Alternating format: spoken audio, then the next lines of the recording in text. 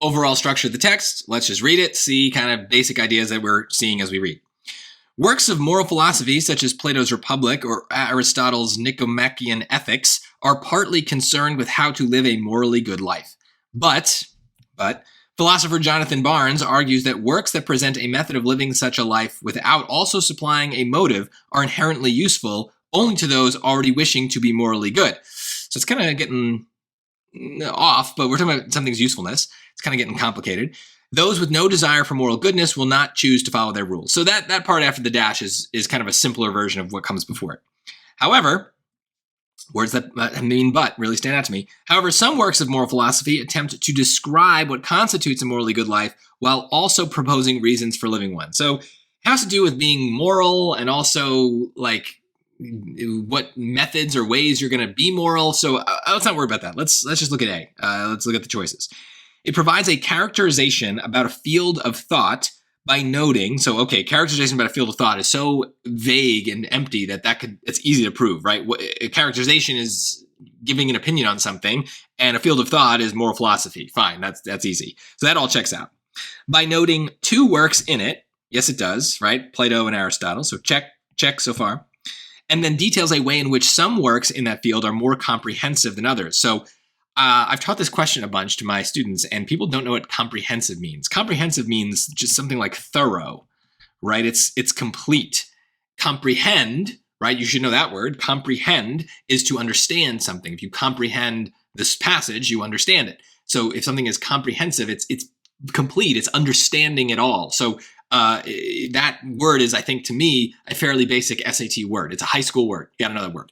But anyway, how does that relate to the passage? Well, it details a way in which some works in that field are more comprehensive than others. Well, however, right? Some things are only useful if someone already wants to be morally good.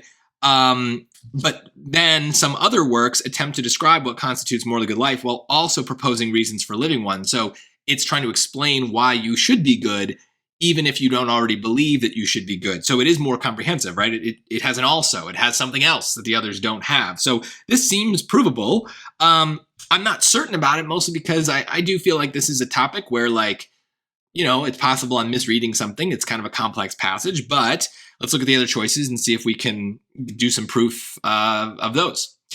B, it mentions two renowned works, sure, and then claims that despite their popularity, it is impossible, very strong, for these works to serve the purpose their authors intended. Well, maybe that is kind of what's said in the middle here, right? Is that they're offering rules for how to live a good life, but if you don't want to live a good life, then what good are those rules, right? So that is kind of what they're saying in the middle, but we have a however, right? A but.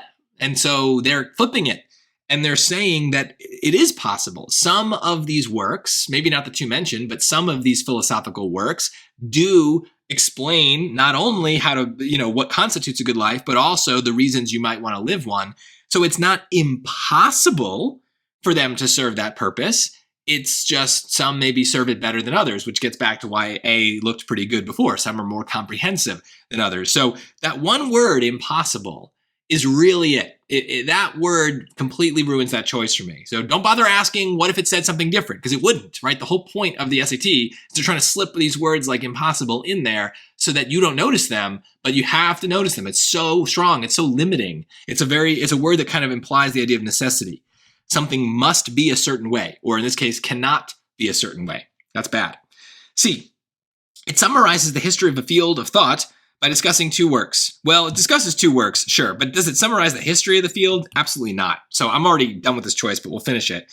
And then proposes a topic of further research for specialists in this field. So what's the topic?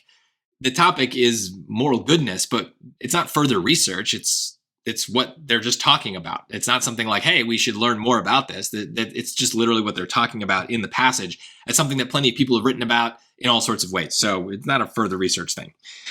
D, it describes two influential works. Well, it mentions two influential works. Does it describe them? Maybe, maybe not. And then explains why one is more widely read than the other. Well, there you go. No, the word than is a classic comparison word. It is not saying one of these is better than the other. It's just using them as two examples of philosophical works, and then it's talking more generally about philosophy or moral philosophy. It is not contrasting these two, so no. So look, any doubt I had about A is kind of just resolved by the fact that B, C, and D are terrible, and they have clearly terrible parts to them. So this is very common that the right answer doesn't stand out as being obviously right. We still did a lot of work to get pretty close to proof with it, but it's really that kind of last step of proving the other choice is wrong that makes me 100% sure that I'm right here. I would definitely not mark this question for review, even though I do think it's kind of hard.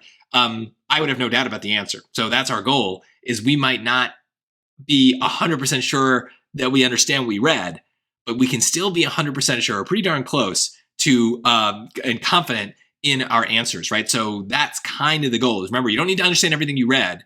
You just need to understand it enough to be very confident you got the right answer. And that's where SAT strategies like dumb summaries and noticing those strong words in the choices really makes a difference.